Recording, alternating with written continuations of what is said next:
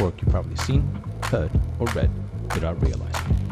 We're digging into how they got here, the twists, the detours, and what's driving them now. Today, I'm in conversation with João Blümel. That I wanted to be an archaeologist. And then someone corrected me and said, no, it's not an archaeologist. What you want to be is a paleontologist. Because I was very much into dinosaurs, because of Jurassic Park. I was like 8, 9 years old when it premiered, and it was a massive hit. And all the kids were just absolutely mesmerized by the dinosaurs. I even remember having, those little, how do you call it? With the stickers, the stickers, you collect the stickers and. Like the album? The album, yeah. In Portuguese, you say caderneta. It's very different. Okay. Anyway, so I remember having a stickers album, and collecting dinosaurs. I remember there was also this skeleton that you would buy like every week, a new part of the skeleton of the T-Rex would come out. So you'd need to buy that was very famous. Back in the 90s, there was a lot of collectibles they would collect that way. So every week there'll be a new one coming up, whether it was a toy car, a miniature something, or in this case, it was like a dinosaur skeleton. And I remember it even glue. Yeah, glue. Uh-huh. Yeah, it even glue. Glowed In in the dark, yeah. I think it's the very first time I used the past tense of glowing. Okay, it glowed in the dark, which was pretty cool. So I was obsessed with dinosaurs back then, and I wanted to be a paleontologist. So I wanted to discover more about dinosaurs. But apart from that, I also wanted to be a cowboy. That's ridiculous. Because I want to be a cowboy, baby. I wanted to. Because, as a kid, you watch a lot of cowboy movies and, cartoons. So for me, it was fascinating. Also, I grew up in a farm. So, there's plenty of animals around. There were horses. There's all of that. And for me, it just made sense being a cowboy, So I used to actually dress up as a cowboy pretty much every day when I was a kid. I had the full checkered shirt and the vests, and the hat and the pistols.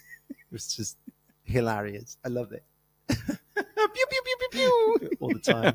My biggest frustration, though, is that I wanted to have those pistols with, I don't know how to say it again. I don't know how to say it in English.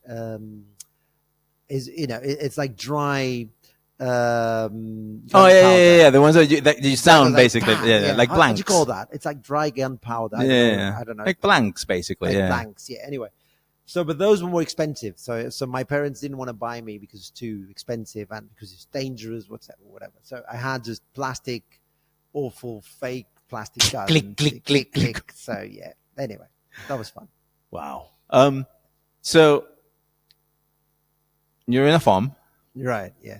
You want to be a paleontologist. Yeah. When does the first magic kind of thing come to your life? All right. Yeah, because it's got nothing to do with yeah. I think at one point I also wanted to be a fireman. Is what like pretty much every kid wants. Yeah. So basically, when I was a kid, there was some TV shows, some magic TV shows. So there's David Copperfield. At the peak of his career. And Luís de Matos, a very famous Portuguese magician. Some even say, he's like the Portuguese David Copperfield. He doesn't really like that comparison. But anyway, he's a great magician. And so I used to watch their shows, and I used to be mesmerized by it. And one day when I was 8, 9 years old, I got a magic kit for Christmas, and I loved it. So, I mean, and you will hear, like, if you ask this question to any mentalist or magician out there, 90% of them, they had exactly the same story, the same beginning, right? It all begins with magic kit you get for Christmas. And then out of all the hundreds of kids out there, you're like the only one that actually got obsessed with it, and put the effort into it and started practicing all the tricks of the magic kit. And that's how I started. Yeah. So I was really obsessed with it. Yeah. So obviously there's a trick that you mastered. What is a trick that you wanted to make that you didn't get to do or that you couldn't get to work? Right. Yeah. Actually, thinking about it, I think even before receiving the magic kit, I remember my granddad used to do, those silly tricks, right? He would come up to me and he would take a coin over my ear, you know, and I really believed that suddenly I had coins in here, you know. And I remember also a friend of my family, my dad's friend, he would do this silly trick with the thumb, you know, doing this. And how's it looking? Yeah, it looks good. And I would really believe that he was actually able to remove his finger. I was fascinated by it, you know. And so magic was everywhere, and I wanted to know all the tricks.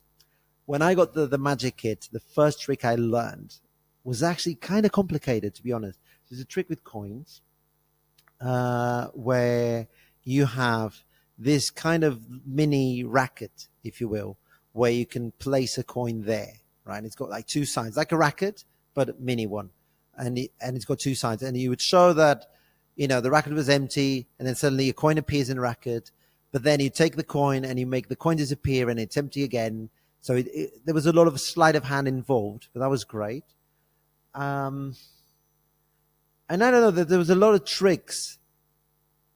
I can't recall a specific one that I wanted to know and I didn't, because there was always lots of tricks that I didn't know and I just wanted to know them all, you know. But specifically tricks like what we call close-up magic tricks. So like, you know, small object tricks like with cards and coins and balls, matches, rubber bands, whatever, right? So I was never really fascinated with stage tricks. So those big illusions where you cut a woman in half, or where you know, go across the wall, or you fly, whatever, I was never really fascinated about it. So I never really wanted. And even today, and it's so funny actually, because, you know, when you get into magic, when it becomes your job, you pretty much get to know, not, I wouldn't say all of it, because no one knows all of it, but you get to know the main methods of pretty much everything. So if you show me or any professional, you know, a magic show on TV, I'm pretty sure that we will know at least, the very, very least, like 80% of how everything is done. Maybe more, 90, 95, but at least 80%. But even today, I still don't know a lot of methods when it comes to like stage magic. And I don't want to know. Like, I got a lot of stage magicians, you know, stage magician friends, you know, friends of mine. And they're like, oh, do you want to know how? And I'm like, no, I don't want to know. It's fine. I don't want, I love it. I love having still the magic in my, you know, like not knowing the trick. That's something I miss. Sorry, I won't shut up now. But that's something I really miss, which is the wonder of watching magic for the first time and not having a clue on how it's done. That is so magical. That is so magical. And because it is magical, because you really believe, like in your mind, especially when you're a kid, you really believe that it is real, that somehow there's a method for you to levitate or make something levitate. You know, I remember when I was really young, I remember trying to make objects move with the power of my mind, right? I remember, you know, looking at the mug on the table. I'm like, okay, I'm going to make that mug move. And it didn't. It was very frustrating. So you kind of believe that it is possible. And then when you finally learn the trick, you get so disappointed, because you're like, seriously? I really thought, you know, he was really making it. I thought the trick was like, you need to focus 10 times a day. You know? That was so funny. 10 times a day, you know, wake up at 7 a.m., you just focus. Imagine that mug levitating, right? And one day, eventually, it's nothing like that, obviously, you know. So I miss that. I miss the wonder. But nowadays, I get really excited when something new comes up, new methods come up, and the method is actually even more fascinating than the trick itself. Yeah, because I mean, once you grow into it and you learn all the techniques, you learn that 90% of the tricks they all have the same techniques. But suddenly, when a genius guy in South Korea, usually, or Japan, whatever, comes up with this crazy method to make a ball disappear right in front of your eyes, or a coin disappear right in front of your eyes, and you know there's no special effects, and you know that it's only some kind of amazing manipulation that the guy came up with, and it's brand new, that is really exciting. I fucking love it. It's so exciting. It's so exciting because it's when you see that the art is really evolving, you know. And actually last month, 3 weeks ago, I just came from the World Championship of Magic. I was attending it for the very first time, which is bonkers. This time it was in Italy. It happens every 3 years. And it was just insane because you witness the best of the best, and the novelties and everything that's new about the art you love so much, it's there. And suddenly you see stuff that you didn't even think it was possible. And these guys are just creating, something truly amazing. Tell me what's something that you saw that you're like, that you can describe. Okay, yeah, I'll tell you. I saw this guy. He turned out to be the world champion of and the Grand Prix winner. So you have several categories, right? And within each one, you have the world champion. You have the first and second and third prize, and then out of all the categories, you have like the Grand Prix, which is like the winner of the winners, right? And this guy won the Grand Prix in Close of Magic. So what he did was just insane. So how can I explain it? Right. So he starts the trick with a double-breasted jacket. So he's got buttons on both sides, double-breasted jackets, they got two buttons here, two buttons here, right? And what he does is he covers, so the jacket is unbuttoned, right? And what he does is, okay, so I'm going to cover the buttons, and basically covers the buttons, and when he removes his hands, all the buttons are sewn on one side, and they're all together. So instead of having one here, one here, one here, one here, suddenly you have 4, 1, 2, 3, 4 in here, right? But that's just the beginning. Because then he's like, okay, so then he cuts off the buttons because they're really sewn into the jacket, right? And he's like, okay, so let's do a trick. So he places 4 buttons on the table. God, explaining it's so boring, but when you see it, it's so visual. So basically, you got like one of those mats, magician's mats. I don't know how you call it. It's like it's very silky and smooth felt mat, right? And he displays the 4 buttons, 2 here and 2 here, right? And you think he's going to do a classic in magic that we call matrix or coin matrix. You usually do it with 4 coins, where you cover each coin and they all appear, underneath one of the cards or the hands. Doesn't matter. So the thing is, you got 4, one in each corner, and they assemble in one of the corners. And that's very impressive because the way they do it, it's so invisible. And it's almost as if, they just traveled magically, right? So we thought he was going to do that, but he didn't. He did way more than that. So basically what he did was, so we're expecting them to travel. I think maybe he did it once, like they traveled once, and it was impressive. But then he does it again, and nothing happened. And they're like, nothing happened. And it's like, no. Now they're sewn into the mats. And like, no, they're not. And they were. So basically, it calls the spectator that's on his side the entire time. And he can see that, the buttons were just regular buttons just placed on a mat. And suddenly, they actually are sewn into the mat with proper line and everything. And there's no fucking way. There's no way. Like, no one had any idea of how he did it. And he went even further. So basically what happened was then suddenly the mat was also sewn into the towel on the table, and everything was made. It was just crazy. Honestly, it was just crazy. I don't know. Describing it is just nothing compared to when you see it visually. Because it's like he shows you the button like a normal, regular button, and there's a spectator next to him who knows it is because they can handle it as well. They know it's a regular button. And he just places it on a table, and it's already sewn, just like that. He didn't do anything. It's just bonkers. Anyway, yeah. So that's the trick for me. That was the trick.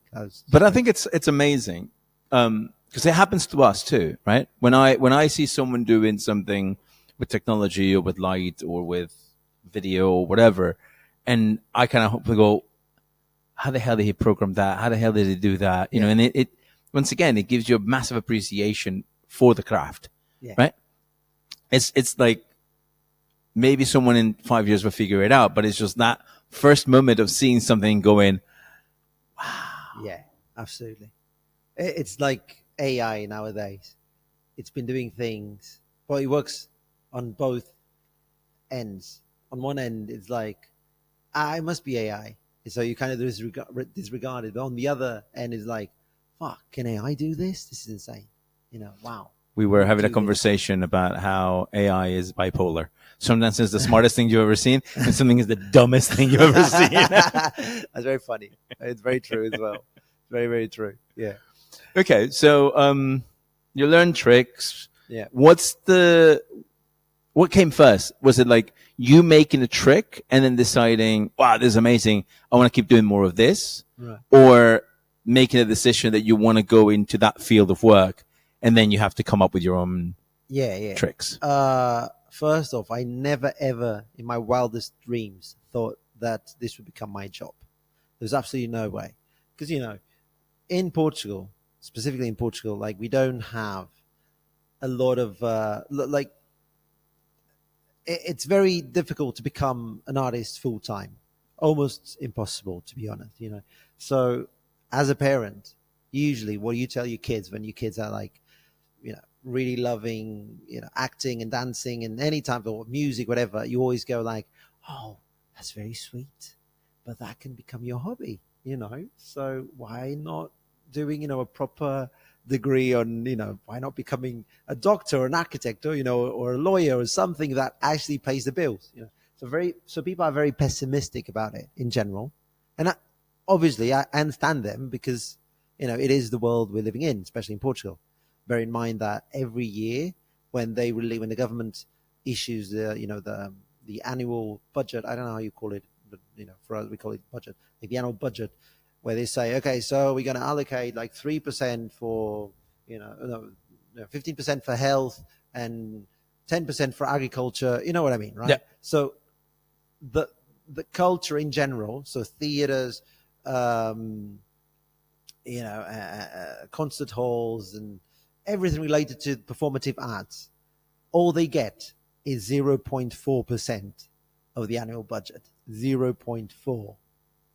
And from the 0.4, I think it's like 0.25 that actually goes towards television. So that leaves you with like a measly 0.15% for all the theaters and for all the... This is bonkers. So in a country where we don't support our arts and our artists, then obviously what you would expect is when a child goes like, oh, I want to be an artist, their parents are going to go like, nah, forget about it, right? So my parents, they were actually very supportive. And they always told me, look, whatever you do, we'll always support you. It's your life. It should be your career choice. So, but, from a rationalistic point of view, what do you mean? Is it can you say it? Rationalistic? No. Rational. From a rational point of view, there you go. Maybe you should just, find something that you like. The thing is, I was actually a very good student. So my grades enabled me to pretty much pick any degree I could possibly imagine, right? I knew for a fact I didn't want to become a doctor because I really respect it, but it's not for me, definitely. And I loved sports and I loved psychology, but I couldn't be a professional athlete because, look at me. I was very skinny. I was never, even though I practiced on a sport. And back then, psychology, there were way too many people going, choosing psychology. So there was a lot of unemployment beginning to show up as a psychologist. So I was like, oh, what do I do? And it was actually my stepmom who came up to me and said, have you heard about physiotherapy?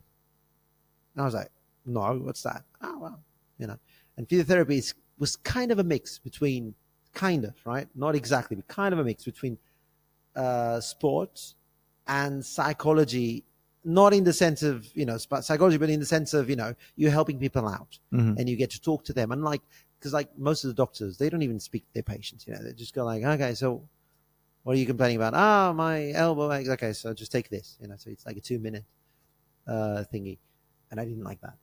And so I became a physiotherapist. Yeah. But I only worked as a physiotherapist for 1 year. That was all. Because then I started doing shows, for it all started with small shows for friends and family. And then in 2008, I actually did my very first show for an unknown audience. It was actually close by. It was in Fábrica do Braço de Prata. Oh, yeah, just around the corner. Just from around here. the corner, yeah. That was my very first show. So I finished my degree in 2007. In 2008, I did my very first show. I was expecting 40 people because it's a very small venue, and 80 people showed up, so twice as much. So people had to watch it standing. Sorry. And it was the most awful show in my entire career. It was awful. Awful. But still, it showed me that people actually want to see this, you know. Sorry. And these people were not just my friends and family. Actually, more than half of the people had no idea who they were. They were just strangers, you know. And I realized maybe I could do this for a living. Maybe, you know. And I was already starting to do some corporate events, like smaller corporate events. And they became bigger and bigger, you know. And I started, you know. I mean, that's how you build a career, you know, just step by step. Next thing you know, that's all I'm doing, you know. So actually from 2008, I did have like 2 or 3 call center part-time jobs, which I really hated. Really hated it. You know, thank God I don't have to do it ever again. I never know, but you know. But then things really started to lift off, and that was. Why was that first show so bad?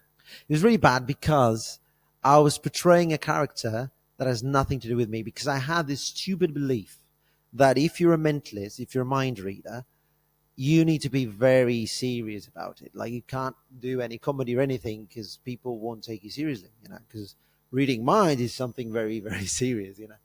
And so I tried to, and I was always fascinated with the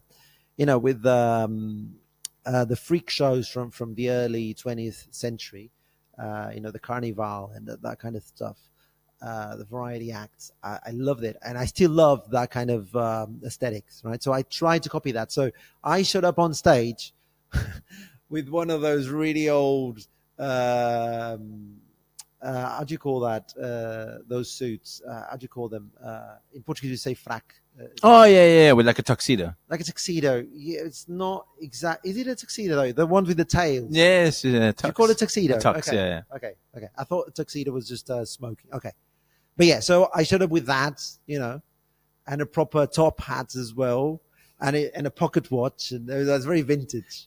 And I was dead serious, and it was just ridiculous. Like I just wasn't being myself, you know. And whoever knows me, and when you go to my show, you'll see that I'm not a comedian.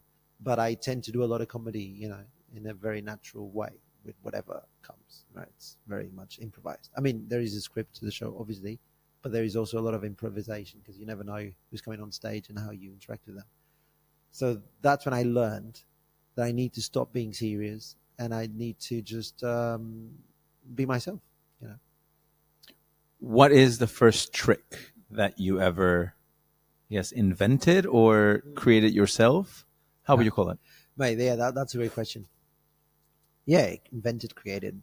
Yeah, that's a very good question. I have no idea. I'd have to think.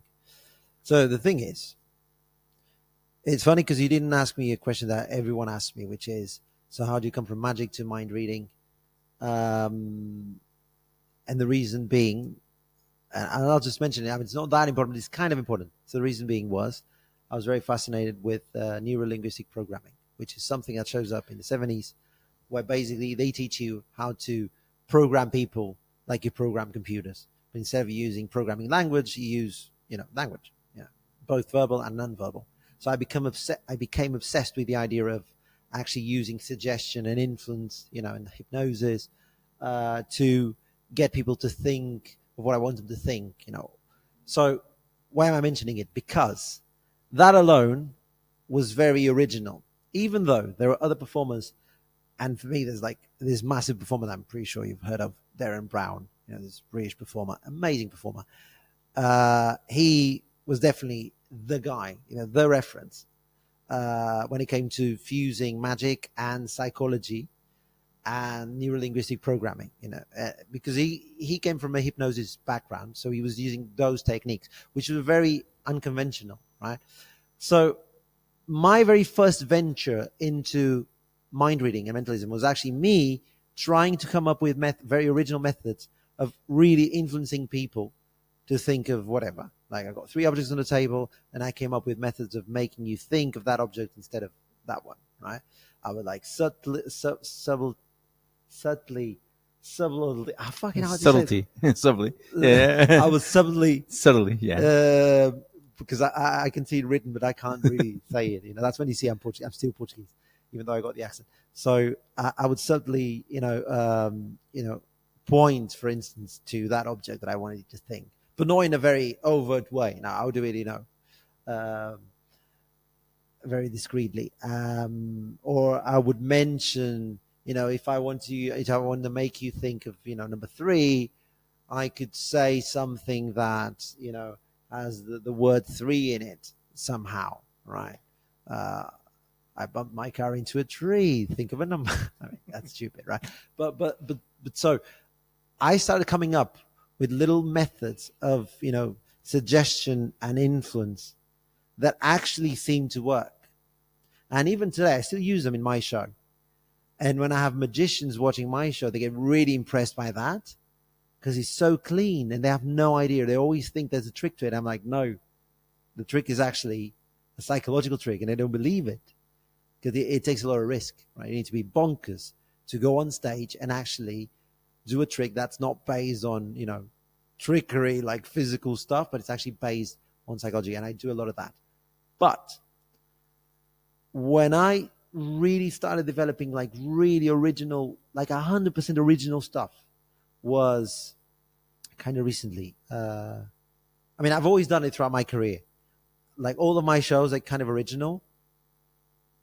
The methods are not so hard to explain. Right.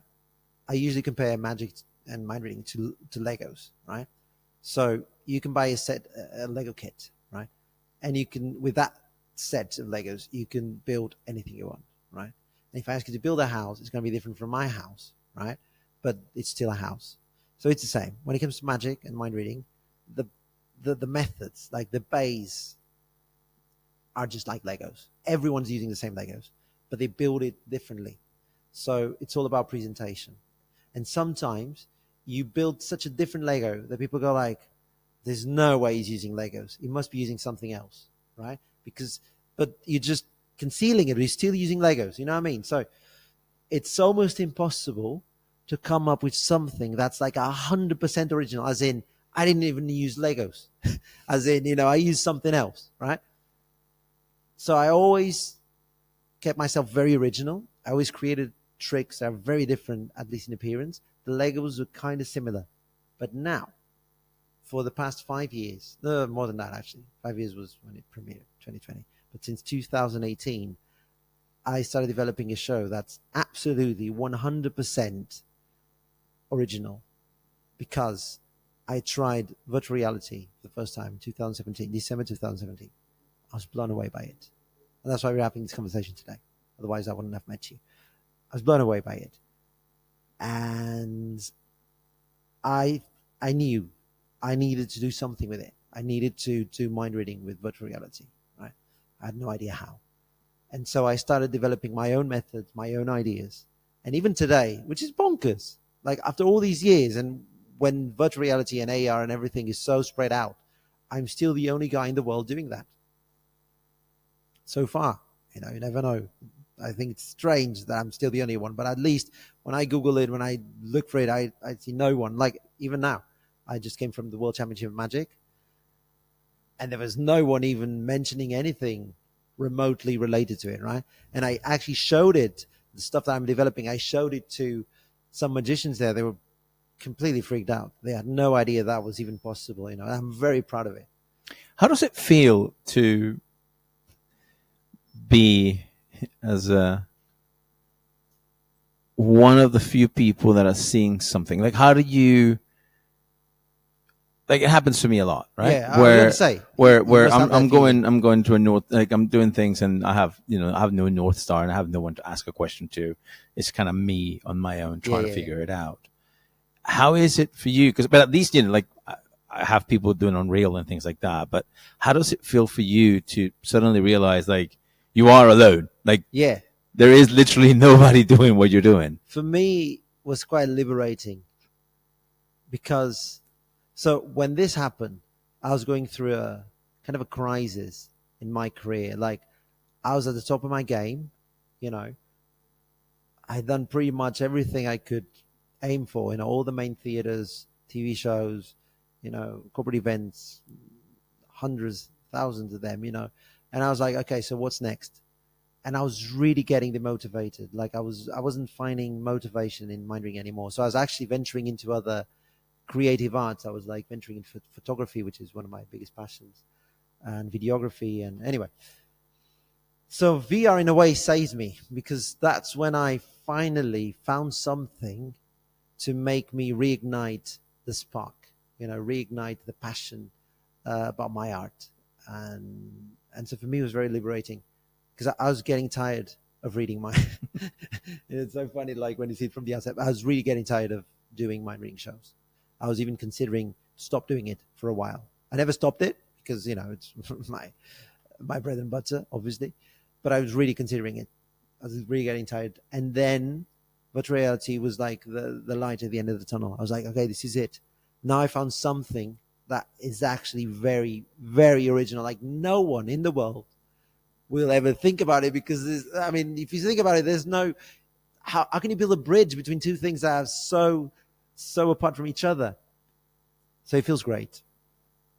What was the VR piece, or the game, or the app? What is it that you tried first, right, that made you go, this is it? You're gonna laugh. It's ridiculous. It was Resident Evil. It's just stupid, honestly. It was Resident Evil. It was during Motel X, the horror movie festival. I'm not even into horror movies. And they had a stand there with the virtual reality thing with Resident Evil, and I tried it.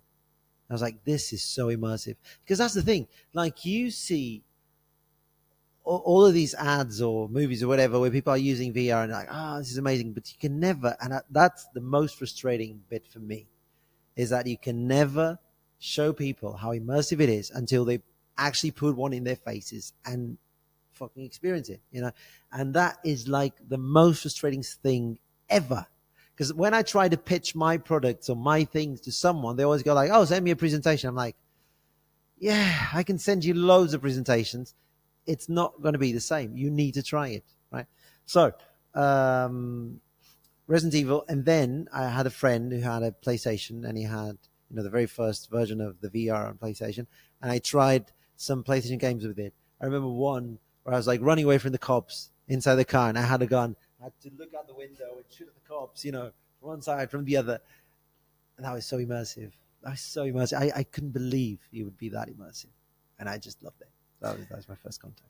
We have a joke with a friend of mine that goes, send me a presentation, right? And he's like, but you're not going to understand it. It's like, I am smart. I can understand it. And it's like, it's called sex. I don't think you're going to get it. That's funny.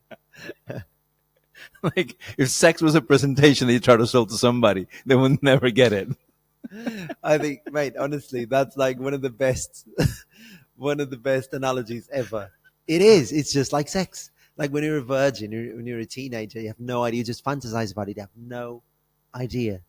No matter how many presentations or porn movies you watch, like you will never know until you just try it.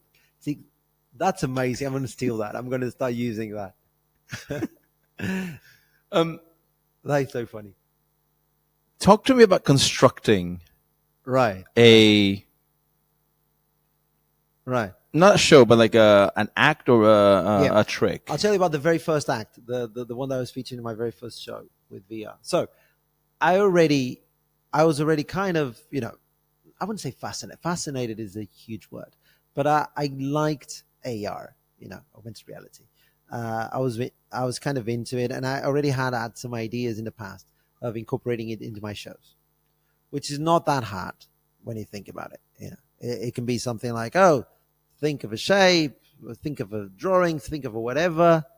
And then if you take the phone and point here, you will see that the thing you're thinking of is now here in augmented reality, right? So that's like a basic idea. And I can't recall when I heard about AR for the first time, when I saw it for the first time. But it was way back, way before 2017, for sure. Way before. Maybe I'd say, 2010? Maybe, I don't know. Way before. Anyway, but I never used it. It had to be the VR that really struck me.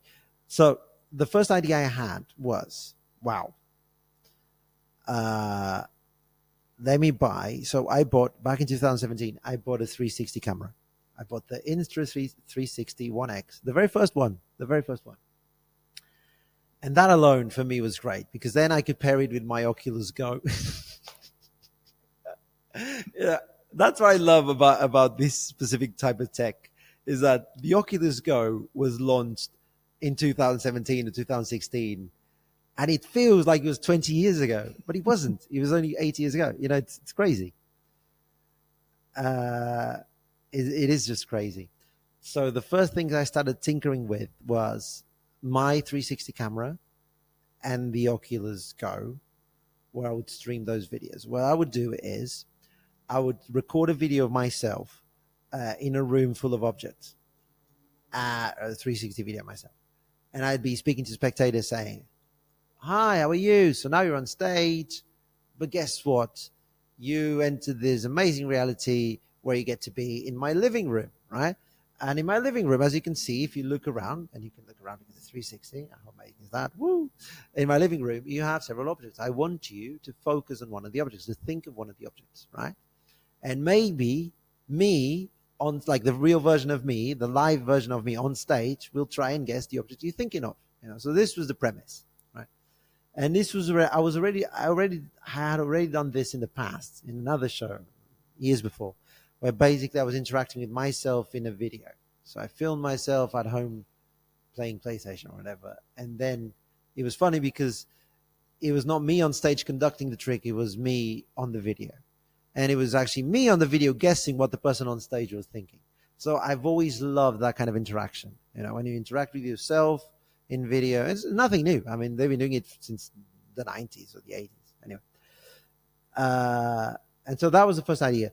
You put on the headset, you see yourself in a 360 environment, and you think of an object, and I can guess the object you're thinking. Right. But then, so I premiered the show. That's what I was using. People were really impressed. They were really impressed. I was also using AR. I was getting people. So I developed I didn't develop. I'm not a developer. I paid someone to develop it for me. I created an app called the Blumel app, which you could download for free, which was an AR app, where basically I asked someone to come on stage and to think of a song. I thought of the song. I tried to guess it and I couldn't. And then I said, look, there's a painting here. It's not a painting. It's like, it's not a painting. It's just an image that's hanging there in like a, it's framed. And it was a picture of a record player, right? Minimalistic record player. And I said, this picture has been hanging here from the very beginning. And maybe I can't guess the song you're thinking of, but maybe the audience can actually guess it, right? So I'm going to ask the audience to actually point to this picture, and I also had it on the screen, so that people could point it. So they had to download my app. Now it's very different. Anyway, they had to download my app. They had to point to that image, and that image was actually an AR marker, right? So when they pointed the app to that image, a video clip of the song the person was thinking on stage would actually play on their phones, right? And that was kind of impressive. So I couldn't guess the song, and then everyone pointed to the image, and then he started listening to their song on their phones. It's pretty cool. And then I'd show it on stage to the person. I'd hand the phone and go like point to the painting, and and then you could see the video clip of their song playing. Funny thing though is, every time I use tech on my shows, people get more and more suspicious of the tech itself. They always think, if it's AR, then basically it's got like 100 different songs, and based on that, he can, even though in this case the person would only tell the songs you're thinking of after watching. So I'd ask her to write it down, but not show it to anyone, and immediately I would show it. So there's no way I could, like, even if I could read what's on the paper, which I couldn't, because honestly they just wrote it and kept it to them, I wouldn't have the time to program it, but people, they assume, it's so funny because like people, they assume that technology can do things that it can't even do. It's not that capable yet, but for people anything is possible. But the major jump in terms of technology and in terms of wowness of it all was actually when I met Tiago Rodrigues. He's my partner now, my business partner now, and he's an amazing developer. So he started developing in Unreal Engine when he was 12. And he's now 30, almost 30. So he's got 18 years of experience in programming games and 3D and whatnot, and animation and everything into Unreal Engine, right? And that changed my game. So he went to see he sent me a text on Facebook saying, "Oh, I saw that you're doing this show. I'm a programmer, I'm a 3D developer. It would be great if we could meet up." And I'm like, "Dude, are you kidding me? That's exactly what I need. Let's meet up." So he went to see my show, and then we met, and he was like, "Yeah, I got some ideas, So this thing you're doing because that thing I was doing with VR 360, which shouldn't even be called VR 360, it's video. 360 video. 360 video, right? But it pisses me off, honestly. And I want to say, if you call video 360 VR, then you shouldn't be even watching this. Honestly, that's not VR. Pisses me off. It pisses me off. You know why it pisses me off? Because I've had clients where I was doing something for them in 3D, and I was telling them, so the budget is this, and they're like, "No, but I got someone that does it for like 1,000 euros." I'm like, "That's impossible." So no, they do, and it's like, and it looks even more real. I'm like, it looks even more real. I'm like, "No, wait, you're talking about video. You're talking about 360 video," and they're like, "Yeah." Like, yeah, that's not VR. No, because you can't interact. And then people, they don't understand. It's so funny because even today, there's a lot of clients and people, they don't understand the difference. You need to explain to them, look, just the same way that when you watch a video, you cannot interact with the video. When it's a 360 video, you cannot interact with the video. Like, you can't pick an object from the video.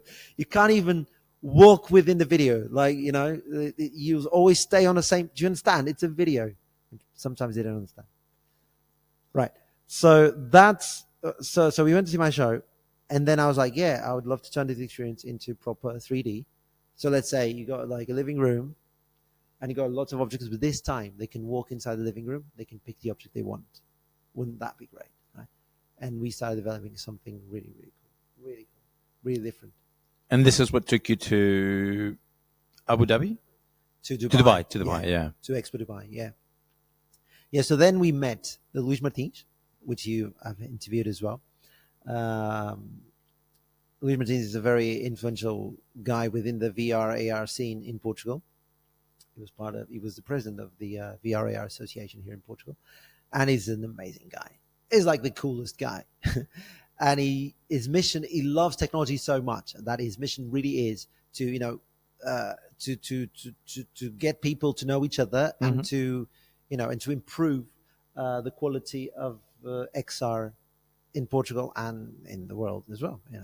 So we met him, and it was thanks to him that I actually managed to go to Expo Dubai, because he knew, the people behind it, which is ICEP, which is, an institutional, governmental institution, whatever. And they loved the idea. So I created a trick where basically I would promote Portugal's culture using technology. And so the main theme of Expo Dubai 2020, that actually really happened in 2022 because of the pandemic, but the main theme was connecting minds. How was it? Connecting minds, inspiring the future, something like this. So basically what I did was, I created an experience that was really into that theme. So I was connecting people from all around the world, and I was, talking about technology and the future, and I was still promoting our culture. Yeah, it was really cool experience. Obviously, magicians, mentalists in general, as you said, tend to make things in order to make their act happen. Yeah. Right. Yeah. And most people don't know that they own actually quite a lot of patents. Oh yeah. That's funny. I don't own any patent whatsoever. Maybe I shouldn't say it out loud. Shit. That's what I'm going to do. Right after this, I finish it. I'm just going to go and create like 3 or 4 patents for, But yeah, they do, especially stage magicians like David Copperfield, because they have some amazing, these are like engineering marvels. honestly. To make Copperfield fly on stage, it is indeed an engineering marvel, And obviously, there's this thing. And to be honest, I don't understand. I honestly don't understand how can it still happen. But there's a lot of plagiarism, like a lot. It's insane. Like for me, in any type of art, especially performative art, you want to be original. You don't want to be like the copy, the Temu copy of another magician. That's just stupid. You don't want that. You want to be original. You want people to admire you for what you are capable to come up as an individual and as a creative individual, right? But still, there is a lot of plagiarism in the world we live in. So there's a lot of magicians that, in order to protect themselves from that, obviously they have their own patents to a lot of different technologies. Yeah, it's pretty cool. Now it's pretty cool. Like I would go as further as to say that the most advanced tech is usually found in military and magicians and in magic. Oh, I assure you. Like there's stuff that's now showing up to the public that you can now buy at like Fnac or Staples, whatever, that we were using that shit like 15 years ago. Give me an example. No, I can't. Oh, really? No, I can't. No, I can't. It gets you into trouble. Kind of. Yeah, but there is, I'll tell you off the record, but there is definitely some tech that, 15 years ago, we were using it and people had no idea. And we can't use it today because it's available for the public. So everyone knows the principle. It's like, yeah, sure, you bought it. And Staples. Yeah, it's crazy. I love that about magic and mind reading. There's a lot of tech that's developed way before the general public gets it. I have this stupid joke that I usually say, which is magic and mind reading. It's so, how would I say, unuseful. What was the opposite of unuseful? Useless. It's so useless sometimes that for us, like the magician is the guy who would find the cure to AIDS or to cancer, to pancreatic cancer, whatever. And he's so narrow-minded that he would use it as a trick on stage. And now I'm about to heal this person with AIDS forever. Just take this pill. But he's not using it for the greater good, And I really believe that that's how he goes. Honestly, I really believe that. So what I mean to say is we go into so much effort to create something unique. We develop such amazing technology that sometimes we forget how useful that would actually be in the real world. You're so focused and so obsessed about it, and you just want to create, you want to be the best of the best and create the most original stuff, that you end up creating amazing stuff and you're not using it for the greater good, Yeah, sharing is caring in some cases. Sharing is caring, yeah. Sharing is caring, for sure. Like, actually, I just launched a new business with my partner, Tiago. That was actually based upon something we were doing for corporate events, for mind reading. And it suddenly came to us. We were like, we're being stupid.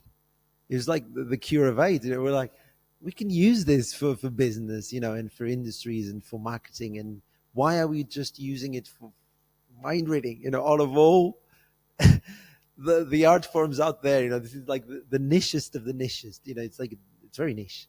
So we were like, no, we can use this for the general audience for sure. I mean, yeah. And I'm talking about mixed reality because I really believe that's the next or the now thing. Talk to me about Magic Castle. Magic Castle, yeah. Yeah, I performed there in 2011, 14 years ago. Wow. I actually want to go back. I need to send him an email. I'd love to go back now and do my tech thing there. It was amazing. So for those who don't know, Magic Castle it's like the most prestigious stage in the world of magic and mind reading. So only the best of the best get to perform there. And I was very lucky, very fortunate to be part of this amazing cast of Portuguese magicians. And we did the very first Portuguese Magic Week at the castle. So we did a full week of shows, 3 shows a day. So I performed 21 shows in 1 week in this amazing place. And it's very, just like the name says, it's very magical. It looks like, I love it. Like a Disney castle. Have you been? I've been. Oh, you have? Twice. Look at you. Wow. That's rare because you need an invitation to be there. It's not, you don't just knock on the door and go in. You need to be invited, and you need to wear a tuxedo and all of it. And yeah. And what did you do there? I did a very basic mind reading show. It's actually online. Like if you go on YouTube and type João Blümel Magic Castle, the full show is there. It was just a 20-minute show. That's what they want. That's why you do 3 a day, because it's only 20 minutes. And it was a very solid and classical mind reading show. So I did something where I would get a man to come on stage, think of a card, and then I'd get the women in the audience to guess the card he's thinking of, because I talk about the female intuition and women's the sixth sense, and the ability they have to read people. And I use that for women to read what card that person was thinking of. Then I do something with drawings where I get 4 people on stage, ask them to draw stuff, and I guess who drew what drawing, and then at the end I guess what drawing did that person do without looking. And then the final trick was something with books, where I get someone to pick a book, open in any page, take a look at the word, and I guess the word they were thinking. It's pretty cool. It's solid. Very basic, but very solid, I'd say. What's the trick that you have that you get most excited about to show? Oh, mixed reality, for sure. Yeah. So sum it up. When I did the Dubai thing, the trick was as follows. So someone would come on stage, they put on their headset. So bear in mind, mixed reality wasn't a thing until last year. It's very recent. So we were using the Quest 2s, and therefore there was no mixed reality. I mean, there is black and white, and it's awful. You can't do mixed reality. So what we were doing was we had it connected to. We can geek out in this show, right? Because the people who are going to watch this are people there. That's amazing. Yeah. So basically, we had it connected to a computer. We were running the experience in Unreal, right? So you needed like a proper computer. And what we did was we created a digital twin of the stage where we were performing, right? And it was done to the millimeters. So basically, when the person comes on stage, I would get it to be, in a specific spot, and I put on the headset. And when they open their eyes, they see they're exactly on the same place, but in virtual reality, which was very impressive. So they can still see all the surroundings. The only thing they don't see is the audience, obviously, because we couldn't map out the audience in real time. But anyway, and they can actually walk. So they walk to the edge of the stage, and they're kind of afraid at first. It's so funny. I'm like, no, trust me, you can walk to the edge of the stage. And then they would actually lift the headset to see that they were indeed at the edge of the stage. So it was really mapped out to perfection, right? And then I would make a table. We would make a table appear, like virtual table, with virtual objects on it. And these objects, they're all related to Portugal. So we had like a Cristiano Ronaldo T-shirt, had a neck custard tart, pastel de nata. We had, a port wine bottle, a sardines can, whatever. So very Portuguese products. And I'd go, okay, I want you to pick any object you want. So they could actually pick the objects. They could actually pick it back then. They could actually pick it only with their bare hands. But because, it was very experimental, we still use the controllers. So they had to use the controllers, which is a pain in the ass, because you need to explain to people how to grab stuff with the controllers, which is this one and not this one. And then people get confused and they press all at the same time. It's just very annoying. Yeah. So they picked the object they wanted. And then as they walked towards another direction, so towards their back, another virtual table would come up, this time like a cocktail table, with the box on it. So bear in mind, everything's virtual. So the first table with the objects, they're all virtual. The second table, all virtual.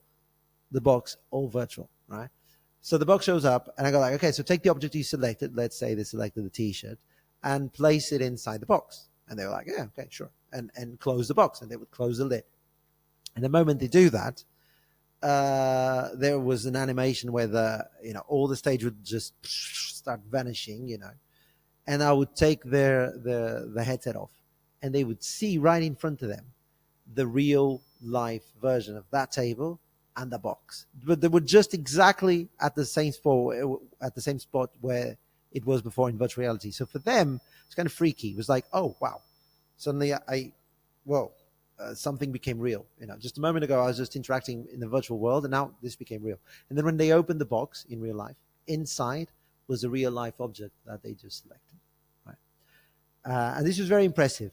It was very impressive for them because they felt almost like they took an object all the way from Portugal or from virtual reality and managed to materialize it. And it was impressive for the audience because they saw that I never interacted with the box whatsoever. So the box was there from the very beginning, and I never touched the box, and it's a regular box. So I really knew, or I really made them choose the object I wanted them to choose, right? And at the end, cherry on top of the cake, I would gift them the object as a souvenir.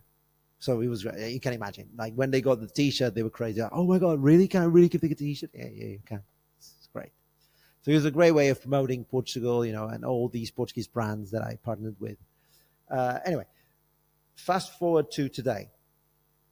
I was doing a show in Brazil last year, and we were still doing the same version of the trick, not with the Portuguese products, but with tech products. So we were still doing digital twins of all the stages we were in. They had to send us photos of that in advance.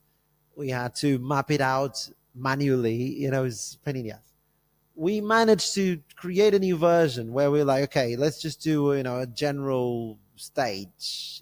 Let's not do exactly that stage because that's a lot of work. Let's just ask them for, the measures as a stage, and we'll just do a square, just a regular, a random stage, generic stage. And before I went on tour, because I did a 1-month tour in Brazil, I spoke to every theater, and I had a checklist, and the very first item on the checklist was Wi-Fi. We need to have Wi-Fi. Otherwise, the show, it's not going to work. It's a tech show. It needs to have Wi-Fi. At the very least, we need 5G, but you need to make sure, most theaters, they're in a cave, or they're very, secluded, or very, so you don't even get signal. So you need Wi-Fi, please. So the very first show, they don't have Wi-Fi. I'm like, no, you're kidding me, mate. You're kidding me. We're premiering 3 hours. It's the very first show in Brazil. They don't have Wi-Fi. No, sorry, it's not working. No, we just, I'm like, how can I do my show? It's a tech show, for fuck's sake, So Tiago was like, maybe there's a way. He's a genius. Honestly, Tiago is a genius. I was like, maybe there's a way. Okay, I'll quickly program something in mixed reality, because so this is the Quest 3, and Tiago's already developing some stuff in mixed reality. It's funny. I think it's funny, the definition of mixed reality, because for me, the definition now is very different from the definition I was using. Because when I was doing the Expo thing, I consider it to be a mixed reality experience, because it is mixed reality in the sense that we have a digital twin of the stage, and they're stepping on the stage in virtual reality and real life. And then at the end, we have that very same table, the very same box. So it's still mixed reality. So they can actually touch the box in virtual reality and in real life at the same time. So, it is mixed reality. But now the concept of mixed reality is different, because now it's proper mixed reality. Like now you can actually see to the outside. So now I can actually have a virtual object here. So long story short, in 3 hours, he managed to program something that kind of resembled, it wasn't the same trick, it kind of resembled it. And I managed to pull off the show. Somehow I did it. They loved it. It was great. But that, so, and why would mixed reality work and not, because the thing is, they did have Wi-Fi, but it was just it wasn't strong enough. So when you're doing something from Unreal Engine, you need to have a really good Wi-Fi. Otherwise, the latency and everything is not going to work. But if you're running something that is totally standalone, so you're running it from, the Quest 3 computer processor, then you don't need a very strong signal. Like even 4G would work. It's fine because it's running, it's standalone, right? You won't have lag or anything. It's fine. And so that was the reason why he quickly developed something in mixed reality. And suddenly we were like, we're being stupid. Why don't we take all these experience, the main experience with the objects, and turn it into mixed reality? So we don't need to do any more digital twins of whatever. We don't, because things will just show up on the stage itself. It's going to be way more impressive, because people get really impressed with mixed reality. They get really impressed. They won't get dizzy like they didn't used to, but there's a lot of people that get dizzy with virtual reality. So this way, there's no way they're going to get dizzy, because it's just like real life, Plus, we won't need to use the controllers anymore. It's much easier to do, and it's much more precise. I mean, the Quest have developed a lot as well. And so that's what we did. And now it's just crazy to think that we would ever do it the other way around.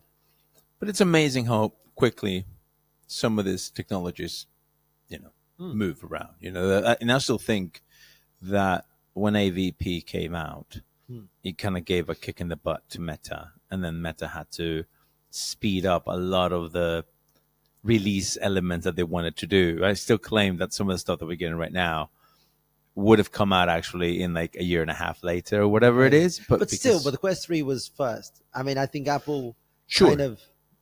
But the problem is, when Apple came out, there's like all sorts of things that just accelerated in the way to try to compete with it, which I thought was, it was good to have a healthy competition. It is.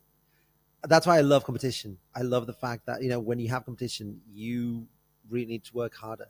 You need to come up with newer stuff. And yeah, sure, you're totally right. I think Meta, like every week there's a new update. And it's crazy. It's getting better and better, much more streamlined. I think, sometimes it's like a blatant copy of, like, especially in the user interface, like they're really getting closer to the Apple feel and look. And I'm not, the thing is, like, I don't really like Apple in general. Maybe I shouldn't say it in video because someone from Apple is watching, but I don't like the fact that they're so closed onto themselves. Like they don't, unlike Android, where it's open source, anyone can program, anyone can.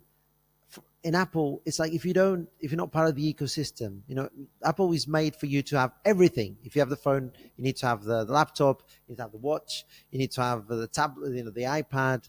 If you don't have the entire ecosystem, then it's kind of not worth it, and that's what kind of pisses me off in a way. I prefer Android because it's so much more open, so much more user-friendly in a way, so much more customizable as well. You can customize it to the way you want. Anyway, just throwing it out there. But obviously, if anyone from Apple wants to partner up with me, I'll be glad to give it a go. You're not going to say no.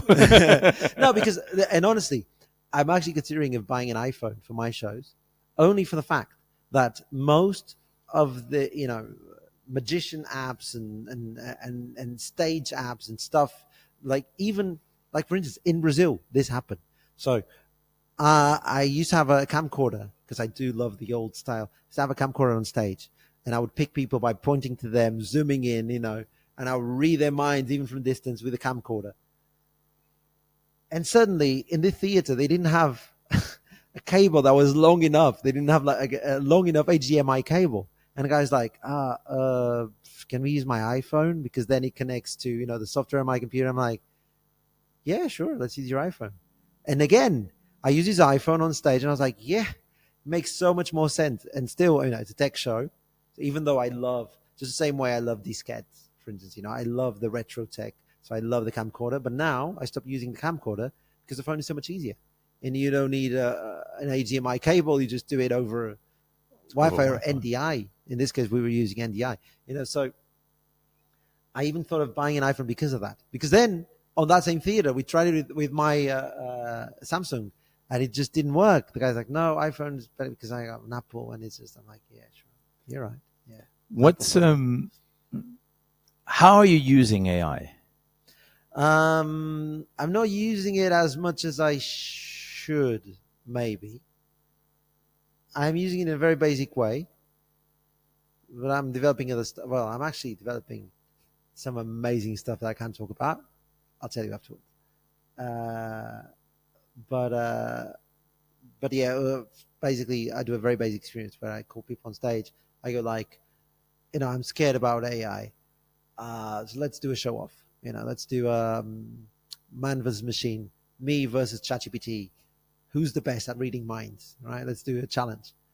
And it's so funny. So basically, I call someone on stage, ask them to think of something, and then ask them to ask ChatGPT what are they thinking about, right? But not like this. So basically, they play like the 20 questions game, where I'm like, okay, I'm going to ask you yes or no questions, and no, you're going to ask me yes or no questions, and you're going to try and guess what I'm thinking. But I can only say yes or no.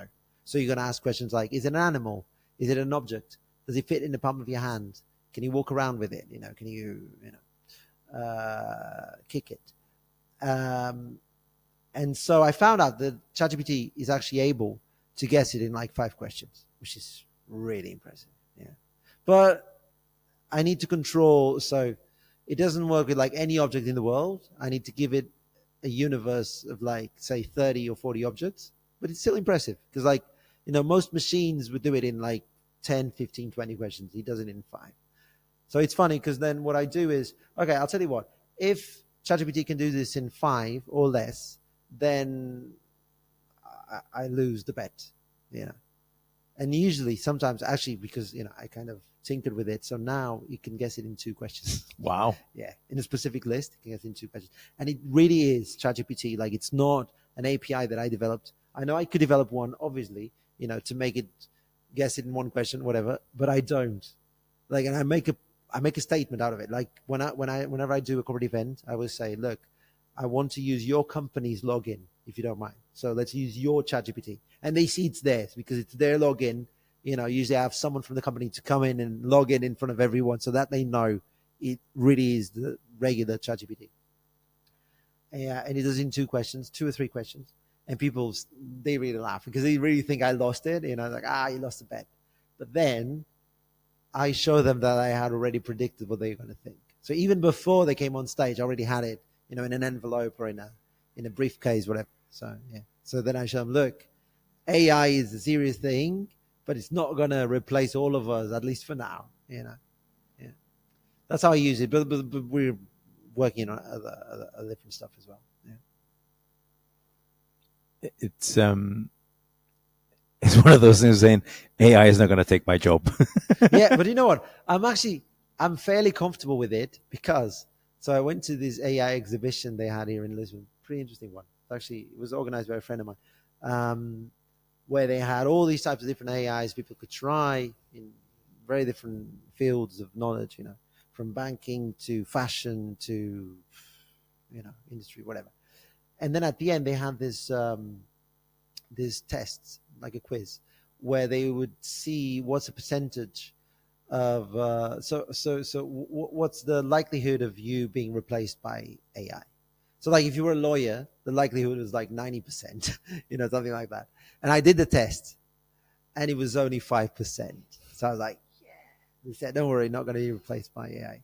I don't know about that, honestly.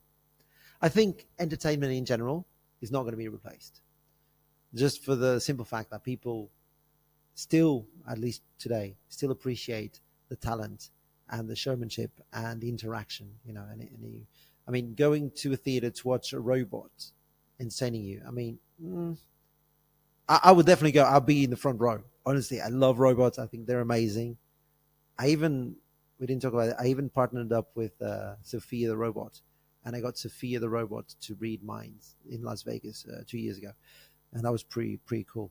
And I would love to develop even more stuff like that. Having like a humanoid robot on stage and having this, crazy, interesting and creepy at the same time thing where a robot gets to read you. It's pretty fun. I think it's amazing and scary at the same time. But yeah, I'm not afraid. Are you afraid? Do you think you're going to be replaced by... I don't think I'm going to be replaced by AI. I think that there's elements of what I do that can be replaced by it, but not my entire job. Maybe. It makes some of my programming easier. It makes some of those elements simpler. Well, that's great. It means that you can produce even faster and create even more, you know. But I think it's more the new opportunities and the new types of entertainment that are going to come out. Oh, sure.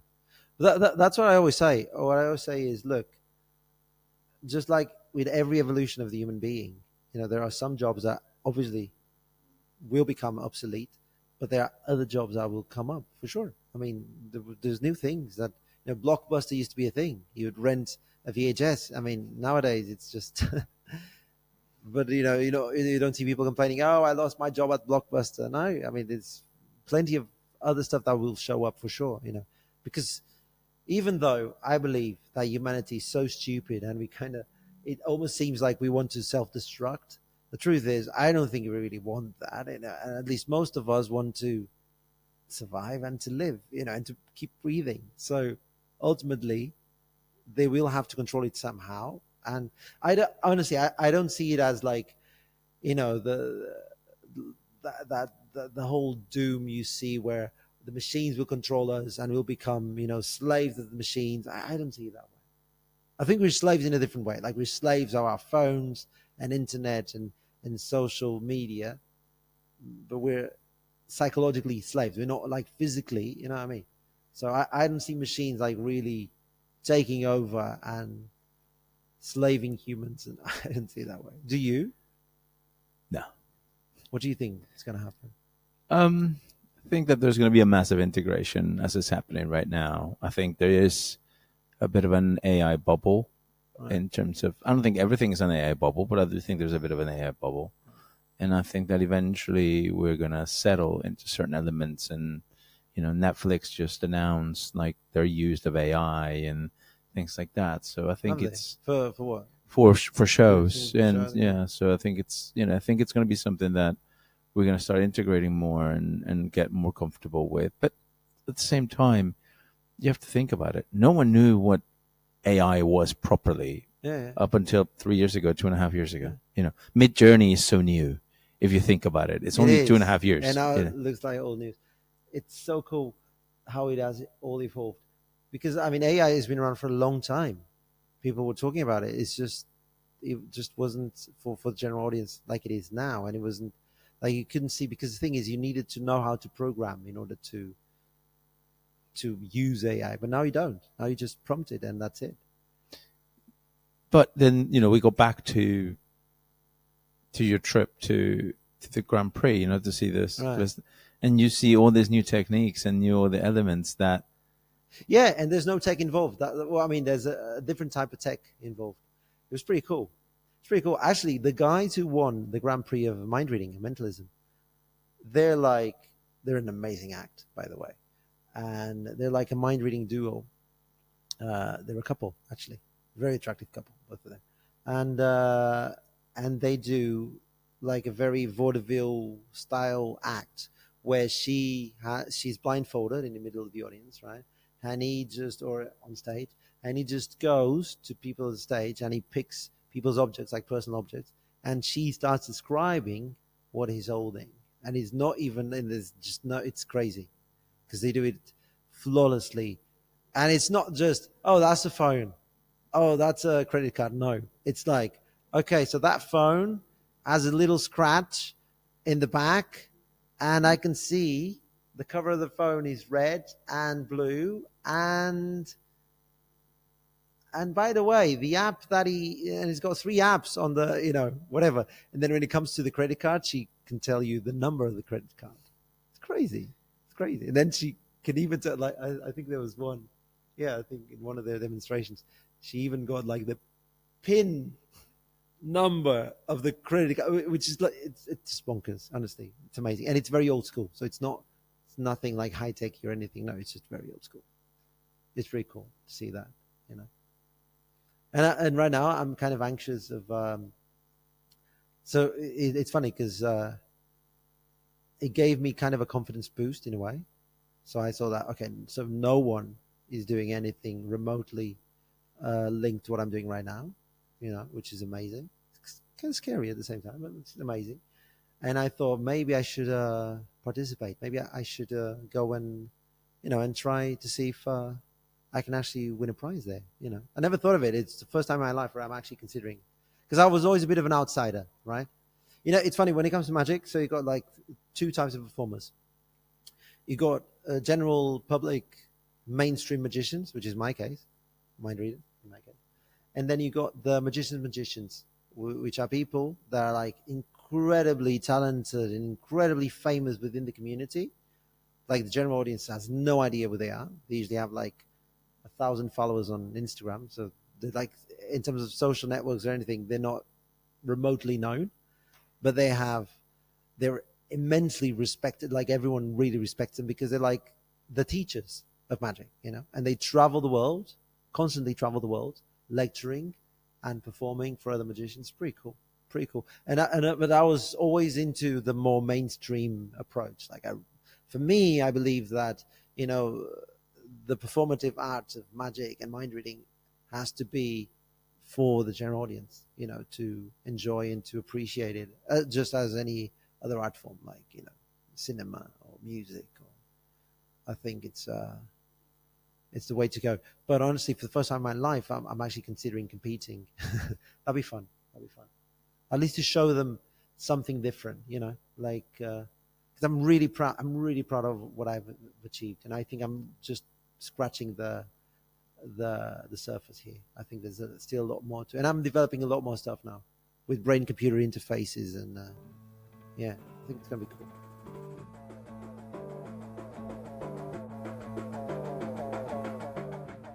Thanks again to Joao for the conversation.